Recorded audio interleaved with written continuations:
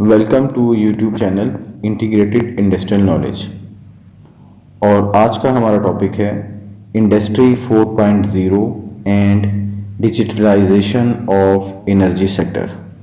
इस टॉपिक में हम इंडस्ट्रियल रेवोल्यूशन और एनर्जी सेक्टर को डिस्कस करेंगे।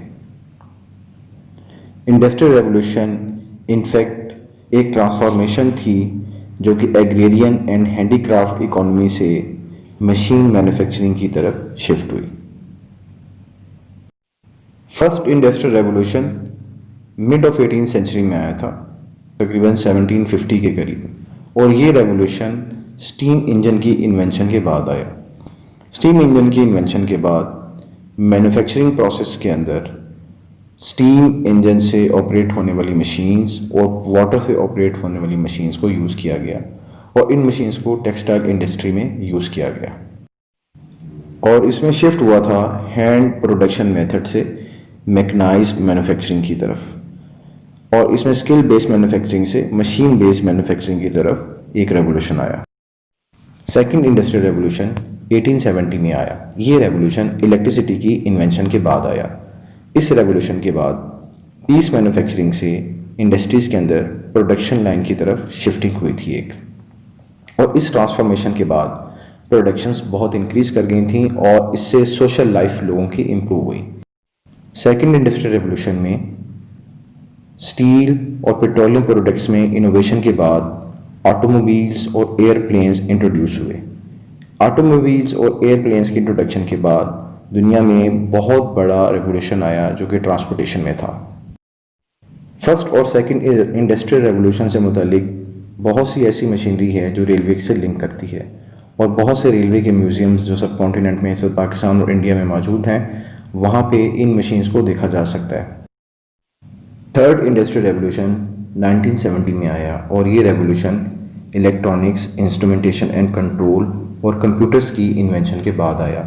इसके अलावा टेलीकम्युनिकेशन में भी बहुत सी टेक्नोलॉजी इन्वेंट हुई।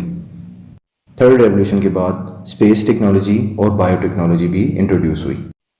थर्ड रेवोल्यूशन की एक बहुत बड़ी invention programmable logic control system और इसके अलावा रोबोट्स भी थे।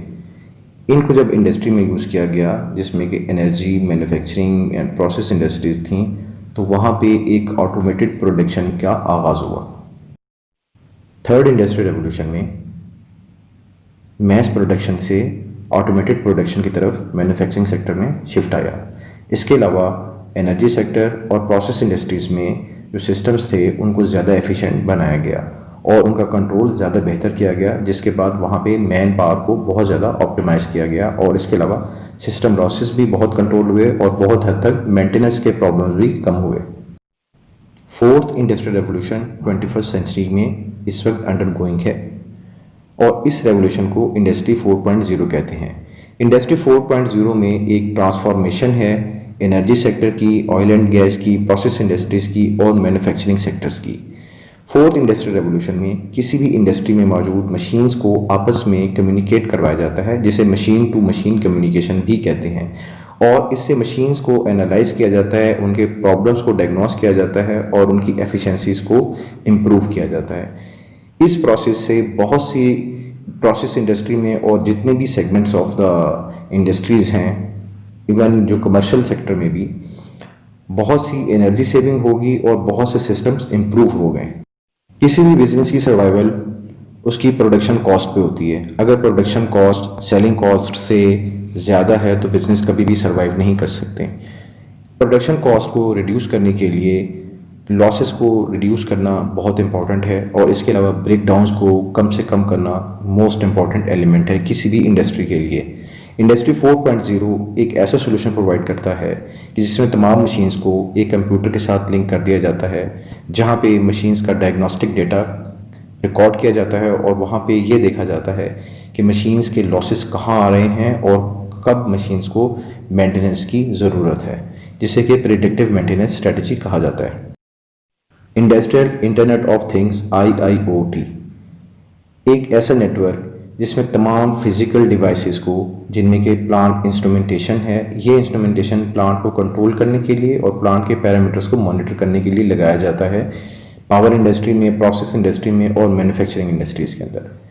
इन तमाम इंस्ट्रूमेंट्स को डेटा कलेक्शन के लिए इस्तेमाल किया जाता है और मिली सेकेंड्स के लेवल तक डेटा को कलेक्ट किया जाता है। ये डेटा एक नेटवर्क पे ट्रांसफ़र कर दिया जाता है और उस नेटवर्क पे एक मेन कंप्यूटर में इस तमाम डेटा को लाया जाता है और ये मशीन टू मशीन कम्युनिकेट करने के लिए इस डेटा को इस्तेमाल किया जाता है। इस डेटा की वजह से सिस्टम के प्रॉब्लम्स को आइडेंटिफाई किया जाता है और सिस्टम के वेस्टेजेस को मॉनिटर करके उसको मिनिमाइज़ किया जाता है।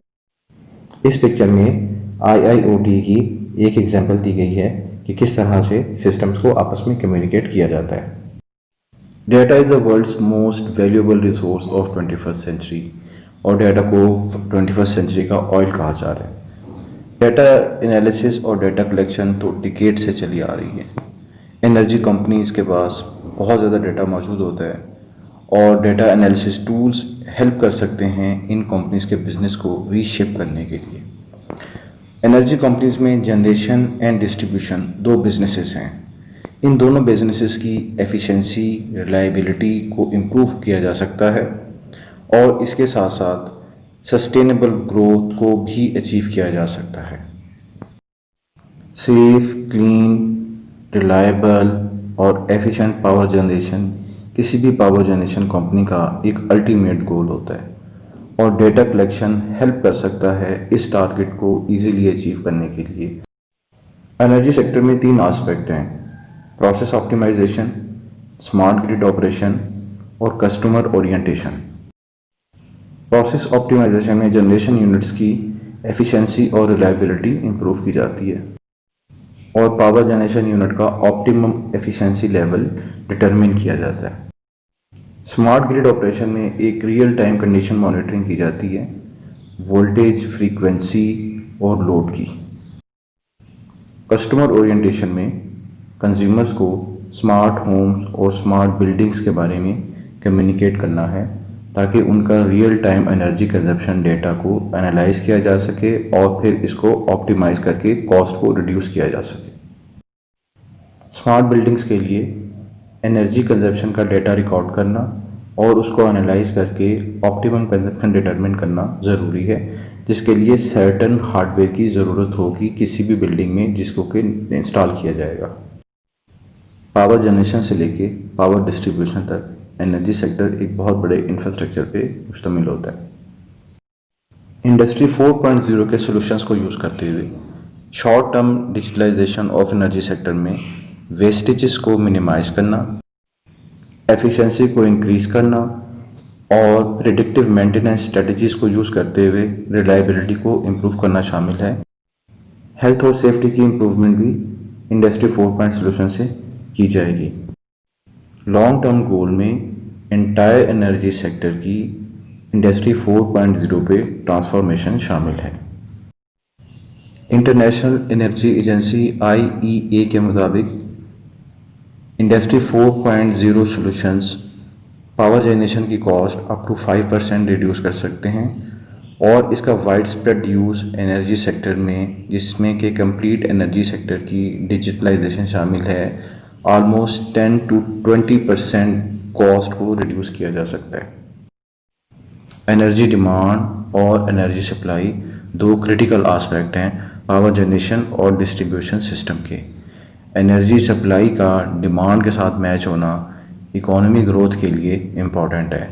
इंडस्ट्री 4.0 के सॉल्यूशन से डिमांड को ऑप्टिमाइज करके सप्लाई साइड में फ्लेक्सिबिलिटी क्रिएट की जा सकती है और IEA की रिपोर्ट एस्टीमेट्स के मुताबिक ये फ्लेक्सिबिलिटी वर्ल्ड वाइड 185 गीगावाट तक हो सकती है, जो कि ऑस्ट्रेलिया और इटली की इंस्टॉल्ड कैपेसिटी से भी ज़्यादा है, जिससे कि $270 बिलियन इन्वेस्टमेंट्स की सेविंग की जा सकती है इलेक्ट्रिकल इंफ्रास्ट्रक्चर में। इंडस्ट्री 4.0 के सॉल्यूशंस को यूज़ करते हुए रिन्यूएबल एनर्जी का इस्तेमाल, जिसमें कि सोलर एनर्जी और विंड एनर्जी है, इसको डिमांड के साथ मैच करके और एफिशिएंसी इम्प्रूवमेंट करके CO2 को रिड्यूस किया जा सकता है और यूरोपियन यूनियन में अलोन 2040 तक इन सॉल्यूशंस के साथ CO2 को अप टू 30 मिलियन टन तक रिड्यूस किया जा सकेगा। ये वीडियो एक सिंपल इंट्रोडक्शन थी इंडस्ट्री 4.0 की और डिजिटलाइजेशन ऑफ एनर्जी सेक्टर और इसके सॉल्यूशंस को एनर्जी सेक्टर में यूज़ करना। आई होप ये हेल्पफुल होगी प्रोफेशनल्स के लिए और यंगस्टर्स के लिए, स्पेशली जो कि इस वक्त यूनिवर्सिटीज़ में पढ़ रहे हैं। Thank you very much.